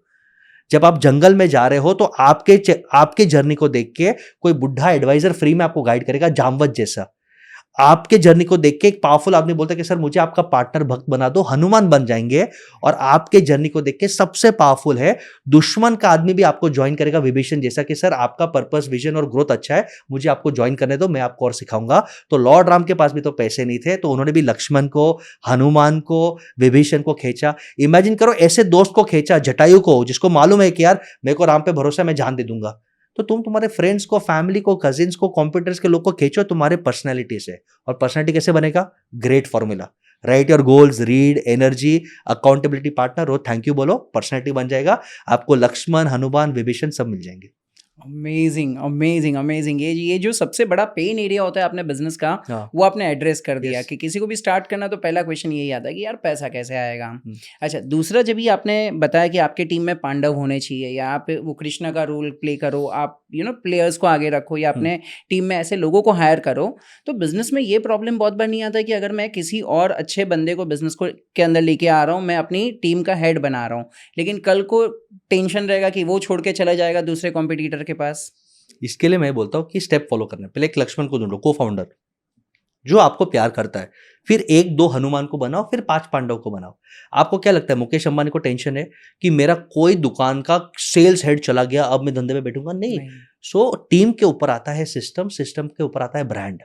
जब आपका ब्रांड इतना गुडविल है, आप इमेजिन करो आज भी डीमार्ट में 10,000-12,000 रुपए की नौकरी में कैशियर्स मिल जाते हैं और आपके और मेरे दुकान में 15,000 में भी कैशियर नहीं मिलते। क्यों? Systems and brand. सो जैसे आप टीम सेट करते हो, जैसे मैंने आपको 5 स्टेप्स बोला था, सेल्फ, स्ट्रैटेजी, फिर सिस्टम्स, यानी टीम के बाद सिस्टम सेट कर दो, फिर आपको किसी का डर नहीं, सिस्टम्स विल कीप वर्किंग। आज रतन टाटा सर चले गए, टाटा को गुडविल है ना, the system and the brand is there to help. Amazing amazing. So sir, अभी जस्ट आपने बताया कि आप जब भी 6-7 साल के थे तभी से आप शॉप में जा रहे हो, दुकान में जा रहे हो, बिजनेस संभाल रहे हो, आपके पेरेंट्स ने आपको उस तरीके से कल्चर दिया। लेकिन आज मैंने ये देखा है बहुत सारे बिजनेसमैन के साथ जब भी मैं बात करता हूँ कि बच्चों को आप अर्ली एज से ही अपने बिजनेस में लेके आओ, तो वो लोग बोलते हैं कि नहीं यार, मेरे बेटे का पहले एजुकेशन कंप्लीट हो जाए, बाद में मैं लेके आऊंगा। मैं पूछता हूँ क्यों, तो बोलते हैं कि यार अगर अर्ली स्टेज में उसको पैसे के बारे में सिखा दिया ना मैंने, तो वो कहीं ना कहीं फिर अपने एजुकेशन से भटक जाएगा या वो कहीं ना कहीं गलत राह पे चला जाएगा। तो ये कहाँ तक सही है? मुझे लगता है फाइनेंशियल नॉलेज ये अर्ली एज से ही देना चाहिए, क्योंकि अगर 12 साल के पहले ये स्किल्स नहीं होता तो बाद में बहुत डिफिकल्ट डेवलप होता है। मैं मेरा एग्जांपल देता हूँ। मेरे मम्मी ने मुझे 4 बॉक्सेस दिए थे कि बेटा जो भी तुझे हम देंगे डे एंड पे या मंथ एंड पे, 4 बॉक्सेस में डालना है। और ये संस्कार मुझे बहुत काम आया। First box is self, ice cream खाना है, चॉकलेट खाना है, जो भी खाना है मम्मी पापा से डिस्कस करके करो, क्योंकि छोटा है। First box is for enjoyment. Second box is for saving, कि फ्यूचर में कुछ चाहिए। फर्स्ट इज इमीडिएट एंजॉयमेंट, अभी 1 हफ्ते में खाना है। सेकेंड बॉक्स सेविंग, आज नहीं बट मेरे को एक साइकिल चाहिए, मुझे एक बड़ा एरोप्लेन वाला टॉय चाहिए, तो सेकेंड बॉक्स सेव कर। थर्ड बॉक्स मम्मी ने बोला तू इन्वेस्ट कर। अब इमेजिन करो 6 साल के बच्चे को इन्वेस्टमेंट सिखाया और तभी ब्याज चलता था, तो ये पैसे पापा को देते, पापा देखो ब्याज देंगे। मम्मी ब्याज क्या होता है? फाइनेंस लर्निंग चालू हो गया। एंड फोर्थ, दान पुण्य कर, you are earning for others also. तो जब ये 4 बॉक्स में डिवाइड करते हो ना, स्पिरिचुअलिटी आता है ना, तो वो गरम दिमाग में घुसता नहीं है। करेक्ट। सबसे बड़ा चैलेंज आज का यूथ का, इतना 2025 और 2026 खराब जाने वाला है। 2021 से यूथ इंस्टाग्राम पे टाइम पास करता था और स्टॉक मार्केट से पैसे कमाता था। तभी मार्केट एकदम स्टीरॉइड्स पे चल रहा था। अब मार्केट गिर रहा है, ड्रीम 11 गिर रहा है, टैक्सेस आ रहे हैं, क्रिप्टो का भगवान भरोसे चल रहा है। अब शॉर्टकट के पैसे निकल गए, अब उनकी फटके आ जाती है। तो चैलेंज ये है कि पैसा कमाए यंग एज से वो इंपॉर्टेंट नहीं, वो कैसे कमा रहा है, क्या उसमें उसने स्किल। अभी स्टॉक मार्केट में अगर आपने एनालिसिस करके स्केल करके किया, ठीक है, रैंडमली किसी ने टिप बोल दिया, आपने ले लिया, तो उसमें आपका स्किल नहीं है, वो आप लक यूज कर रहे हो। वो जिस दिन मार्केट खराब होगा, जैसे अब मार्केट खराब है, कुछ बचाने वाला नहीं है। तो अगर आप स्किल डेवलप कर रहे हो, मेहनत करवा रहे हो, तो यंग एज से ही पैसा कमाओ। मैं तो बोलता हूँ 10 साल 12 साल के लोगों को पैसे कमाना, इन्वेस्ट करना, सेविंग करना, डोनेशन करना सिखाओ, फाइनेंशियल प्लानिंग सुधर जाता है। करेक्ट। अब इमेजिन करो, मैं अपने फादर से ऐसे बात करता था, पापा मैं अगर 10 बैग एक्स्ट्रा सीमेंट आइसक्रीम बेचूंगा तो मैं एक आइसक्रीम ज्यादा खा पाऊंगा। ये कैलकुलेशन 6 साल 7 साल के बच्चे को, यार correct. What more do you want, वो गणित आ जाता है। और फिर आप सेल्फिश नहीं बनते, क्यों? क्योंकि 25% of your earnings you are donating. तो वो एक बैलेंस अच्छा फॉर्मूला है। तो short term consumption, long term saving, investment and donation, ऐसे आप बच्चे को सिखाओ, मेहनत स्किल पे काम कराओ, तो फिर अर्ली एज पे काम करना चाहिए।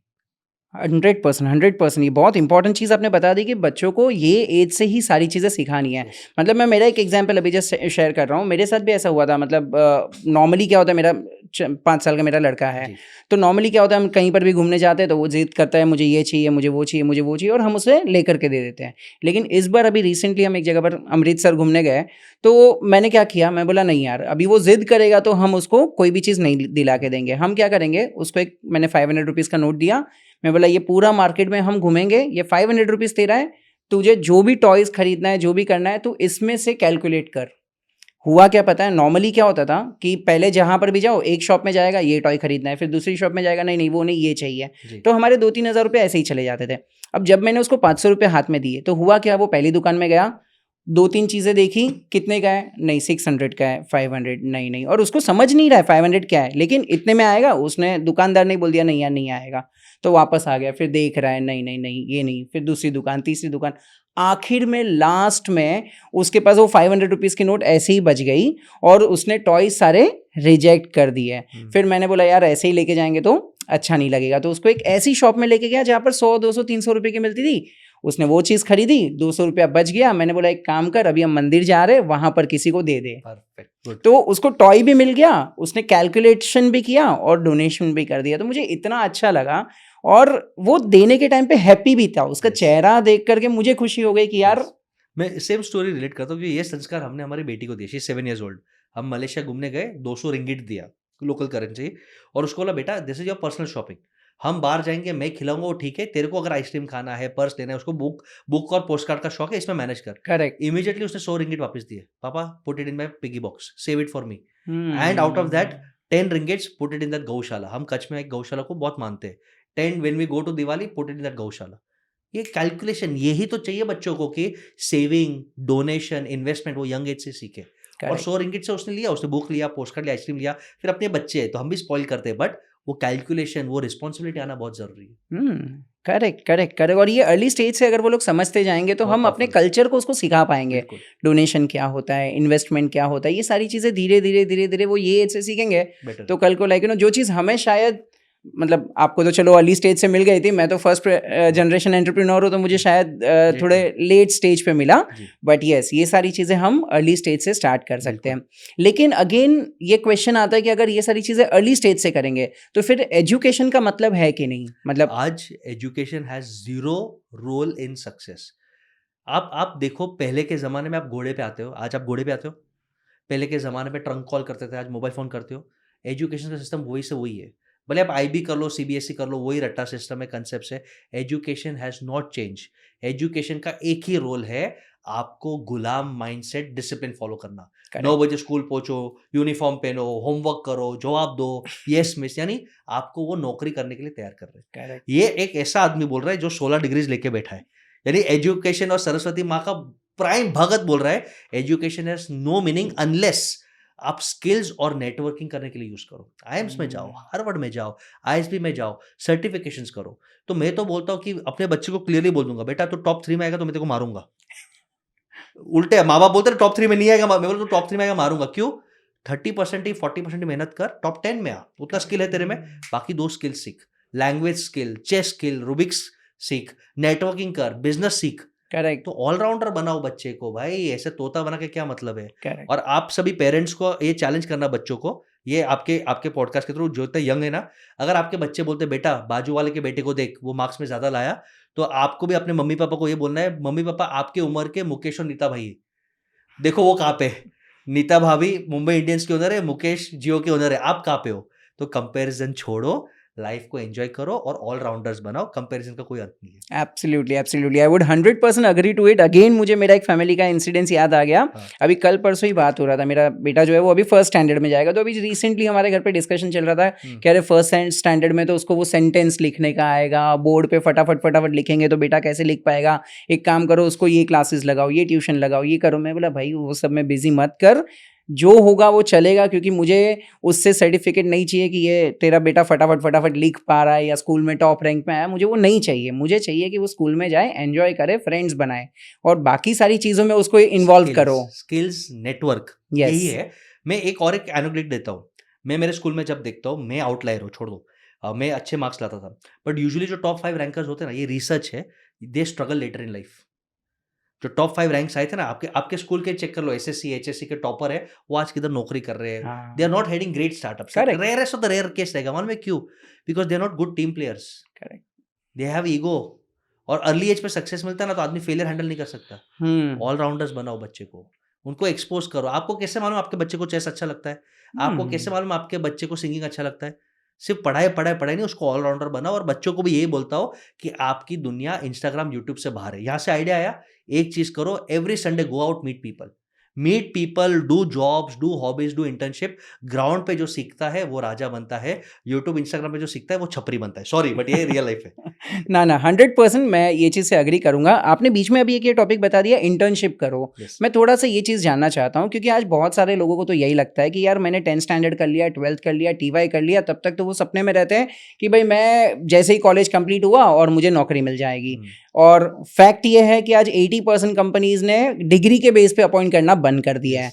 और अगेन सेकंड प्रॉब्लम ये होता है कि ग्रेजुएशन कर लिया और अभी माइंडसेट ये होता है कि भाई मुझे सीधा जॉब पे जाना है, जॉब पे सैलरी चाहिए 20, 25, 30, 40, 50 हज़ार रुपये का स्टार्टिंग सैलरी चाहिए, तो वो इंटर्नशिप वाला फेज कहीं ना कहीं मिस कर जाते हैं। तो ये क्या होता है, क्यों ज़रूरी है, मैं आपको इसके लिए पूछ रहा हूँ क्योंकि आपने CA, CFA ये सारी चीज़ें पढ़ाई की हैं, तो उसमें इंटर्नशिप, आर्टिकलशिप का रोल होता है, तो वो क्यों होता है और क्या इंपॉर्टेंस है? मैं एक चीज आपको बोल दूं, आप जो पढ़ाई कर रहे हो और जो आप सपने के महल में रह रहे हो कि यार हम जो पढ़ाई करें हमको 50,000 का जॉब मिलेगा, बाबा जी का टुल्लू, कुछ नहीं मिलेगा।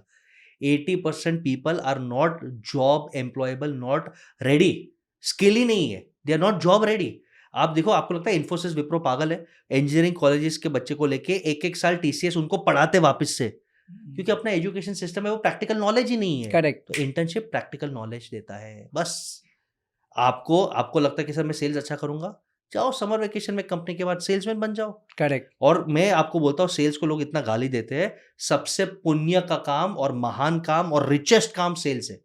हमें इंडिया में लगता है यार सेल्स गंदा है, यार सेल्स में डिग्निटी कम होती है, मूर्ख है। जो इंसान सेल्स कर सकता है वो सब कुछ कर सकता है और वो पुण्य का काम है। करेक्ट। क्योंकि अगर आप एथिकल सेल्स कर रहे हो तो आप किसी का प्रॉब्लम सॉल्व कर रहे हो। तुमको इंश्योरेंस कवर में दे रहा हूँ, तुमको कुछ हो गया तो तेरे बीवी बच्चे मम्मी पापा के लिए कुछ है मेरे पास। करेक्ट। एथिकल सेल्स किया तो, और कंपनी को प्रॉफिट कमा के दे रहा हूँ, इससे बड़ा पुण्य क्या है भाई? तो आप सेल्स कर लो। इंटर्नशिप में कुछ नहीं करना है, कोई भी कंपनी के पास जाओ, उनका सेल्स करो, फील्ड पे जाओ, आप रियल लाइफ रगड़ रगड़ के पत्थर से हीरे बन जाओगे। बाकी कोई इंटर्नशिप नहीं करना है। डू सेल्स इंटर्नशिप, आप पत्थर से हीरे बन जाओगे। आपको आपकी औकात, आपकी स्ट्रेंथ, आपकी स्किल सेट बाहर आ जाएगी, you will be job ready. और मैं ओपन चैलेंज देता हूँ, जो आदमी सेल्स कर सकता है वो भले 20,000 का पगार हो, वो इंसेंटिव में लाखों कमाएगा। 100% यस, 100%। इसीलिए लाइक अगर मैं अपने बारे में थोड़ा सा बताऊं, अभी मौका है ही तो प्राइड के बारे में बता दूं। What we have done is हमने यही सारी चीज़ों को, गैप को समझा, और what we have done is हमने एक बहुत ही अच्छा कोर्स डेवलप किया है which is ITG, that is IT graduate का कोर्स है। 1 साल का कोर्स है जो आज की तारीख में हर एक कॉलेज स्टूडेंट के लिए डिज़ाइन किया हुआ है। It is divided into 3 parts. 4 महीना हम उनका फाउंडेशन क्लियर कर रहे हैं। जैसे आपने अभी बताया AI सीखो, अपग्रेड करो, प्रॉम्प्ट इंजीनियरिंग करो, ऑफिस, एक्सेल, ये सारी चीज़ें जो जो हर ऑफिस की नीड है, पहले 4 महीने उनका फाउंडेशन क्लियर करते हैं। फिर सेकेंड 4 मंथ्स में हम उनको स्पेशलाइजेशन देते हैं, उनको कौन सी फील्ड पसंद है, क्योंकि there are so many field. आज ये वीडियो एडिट करने वाले, वीडियो एडिटर, ग्राफिक डिज़ाइनर है, वो भी ऐसी फील्ड है जो घर पे बैठ के हज़ारों लाखों रुपए कमा रहे हैं। डिजिटल मार्केटिंग करके हमारे बिजनेसेस के लिए लीड्स कितनी जनरेट कर रहे हैं, वो डिजिटल मार्केटिंग की फील्ड है। किसी को अकाउंट्स पसंद है, टैक्सेशन पसंद है, फाइनेंस पसंद है, तो स्पेशलिटी आपको जो पसंद है, 4 महीना वो स्पेशलिटी हम करवाते हैं। And then the 4 months which is very important, internship. हम यहाँ से लोगों को ये सारी चीज़ें सिखा करके इंटर्नशिप देते हैं। तो that becomes a complete ITG का पैकेज, और उसके बाद में हम उनको प्लेसमेंट्स देते हैं। बहुत बड़ा फ्यूचर है गेटिंग जॉब रेडी। और विरल भाई, आई थिंक यही मौके पे मैं आपके ऑडियंस को भी कहूँगा कि जिनको बिजनेस करना है या बड़ा बनना है और स्टेप बाय स्टेप प्रोसीजर चाहिए, स्टेप बाय स्टेप प्रोसीजर चाहिए, कमेंट में लिख दे part 2, love you Viral sir, love you Bashesh sir. और अगर बहुत सारे कमेंट्स आएंगे तो एक स्पेशल हम और एक पॉडकास्ट पे आ जाएंगे बहुत जल्द, जहाँ पे बिजनेस 0 रुपीज़ से स्टार्ट करके कैसे 0 रुपीज़ पे हायरिंग करके, 0 रुपीज़ पे मार्केटिंग करके 1 करोड़ का टर्नओवर करना, ये गारंटेड है। यानी 0 रुपीज़ चाहिए मेरे को, आपके पास भूख चाहिए, तो ये नेक्स्ट पॉडकास्ट, अगर love you Viral sir, love you Bashesh sir part 2, ऐसे बहुत सारे कमेंट्स आते हैं, तो 0 रुपीज़ में बिजनेस कैसे करना, उसके ऊपर हम एक पॉडकास्ट और कर लेंगे। 100%। तो अगर मैं तो ये वीडियो देखते होता ना, तो पहले तो भाई नीचे कमेंट पे जाके लिख देता था। So yes, will come to the second part. Sir, business में हम पैसे की अभी बात कर रहे हैं, तो सबसे पहले तो यही प्रॉब्लम होता है लोगों को कि यार मेरे पास पैसा नहीं है और फिर भी बिजनेस चालू करना है, तो वो कैसे चालू करे, थोड़ा सा उसके बारे में बताइए। और कुछ बिजनेसेस ऐसे भी होते हैं जिनके पास पैसा आ जाता है, प्रॉफिट आ जाता है, लेकिन वो लोग संभाल नहीं पाते हैं। तो हम ये दोनों टॉपिक पे अगर आप कुछ गाइड कर सको तो। बिजनेस करने के लिए पैसे चाहिए, पर आज पैसे मिल जाते हैं। पैसे से इंपॉर्टेंट है आपकी स्किल, आपकी पर्सनैलिटी और आपका नेटवर्क। हम घोड़े पे नहीं, हम जॉकी पे पैसा लगाते हैं, हम घोड़े पे नहीं लगाते। कौन चला रहा है घोड़े को? तो आपकी पर्सनैलिटी कैसा है, आपका नेटवर्क कैसा है। Again coming back to spirituality, Lord Ram model. आपके पास लक्ष्मण है, आपके पास हनुमान है, आप कौन सा बिजनेस मॉडल क्रैक कर रहे हो। आप मानोगे नहीं विरल सर, हम बहुत लोगों को हेल्प करते हैं और उनको बोलते भाई तेरे बिजनेस के लिए मैं फंडिंग देता हूँ, मिलने के लिए नहीं आते। सर ईमेल पे बोल दो भाई तेरे में भूख नहीं है, तुझे पैसा चाहिए, तू मिलने के लिए भी नहीं आ सकता, तू वीडियो कॉल पे नहीं आ सकता, तू पिच डॉक्यूमेंट नहीं भेज सकता, क्यों पैसे दे तेरे को। तो करेक्ट। आजकल लोगों के पास वो भूख नहीं है, स्ट्रगल नहीं है। तो 0 रुपीज पे बिजनेस स्टार्ट करने के लिए एक ही चीज आपको ढूंढना है, वो एक मैजिकल फॉर्मूला है, find a burning problem and second आपके अंदर वो स्किल और पैशन होना चाहिए कि वो बर्निंग प्रॉब्लम को मैं सॉल्व कर सकता हूँ। एक सिंपल आपको एक उदाहरण देता हूँ, सैंडविच वाला, सैंडविच कितना टर्नओवर कर सकता है? एक साधारण सैंडविच वाला एक ही शहर में, एक ही आउटलेट में कितना टर्नओवर कर सकता है? अंदाज 1.5-2 करोड़। 50 करोड़। ओह। कैसे भूख? बैंगलोर में एक आदमी आया था फ्रांस से सीखने को, और उसने देखा कि यहाँ पे लोग सैंडविच खाते हैं बट फ्रेंच ब्रेड का लोगों को पसंद है, फ्रेंच ब्रेड का लोगों को पसंद है, लेकिन फ्रेंच ब्रेड खा ही नहीं रहे। उसने लॉन्च कर दिया पेरिस पनीनी, यानी पेरिस फ्रेंच स्टाइल का पनीनी ब्रेड। एक आउटलेट चालू किया, उसको 4 आउटलेट का ऑफर आया, बैंगलोर सिटी में 50 करोड़ का टर्नओवर कर रहा है, 15% नेट प्रॉफिट मार्जिन है, यानी 7.5 करोड़ टैक्स वैक्स निकाल के हाथ में लेके जा रहा है। अच्छा बिजनेस है। और सैंडविच बनाने को कितना टाइम लगता है? तो उसने क्या ढूंढा? एक गैप ढूंढा, एक प्रॉब्लम ढूंढा कि बैंगलोर में यंगस्टर्स है, स्टार्टअप है, ये ढूंढेंगे, चालू कर दिया। और एक 0 रुपीज का आइडिया दे देता हूँ। एक लेडी है जिसने बोला कि जो सक्सेसफुल लोग हैं उनको मिलते हैं, उसका इंटरव्यू करते हैं, उनके बारे में लिखते हैं। हाँ ठीक है, विरल सक्सेसफुल है, बसेसर सक्सेसफुल है, मिलो लिखो 10 साल से किया, आज 60-70 करोड़ का टर्नओवर है। आप सबने नाम भी सुना रहेगा, योर स्टोरी, श्रद्धा शर्मा। क्या लगा पैसा उसको? मेहनत लगी, इंटरव्यू करने लगा। आज वो इंटरव्यू का अगर वो चाहे तो वो लाखों चार्ज कर सकती है, क्यों नहीं चार्ज कर सकती? करेक्ट। और एक एग्जांपल देता हूँ, इंटरनेट सबके पास है, मोटा भाई ने सबको इंटरनेट दे दिया, सबके पास इंटरनेट है।